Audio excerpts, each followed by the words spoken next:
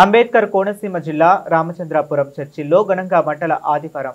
ఈ సందర్భంగా రామచంద్రాపురంలో భారీ ర్యాలీ నిర్వహించిన క్రైస్తవులు వివిధ రకాల పూలతో ప్రత్యేకంగా అలంకరించిన ఈత మట్టలను చేతపట్టి కీర్తనలు పాడుతూ మెయిన్ రోడ్ మీదుగా సాగిన rally.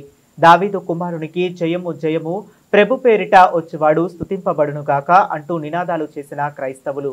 New life Shalom baptist church father K Suryaprakasam ఆధ్వర్యంలో జరిగిన ఈ ర్యాలీలో అధిక సంఖ్యలో పాల్గొని క్రైస్తవులు యేసుక్రీస్తు చివరిసారిగా గలీలియో నుండి యెరూషలేముకు ఊరేగింపుగా వెళ్లటాన్ని మంటల ఆదివారంగా జరుపుకుంటారు క్రైస్తవులు.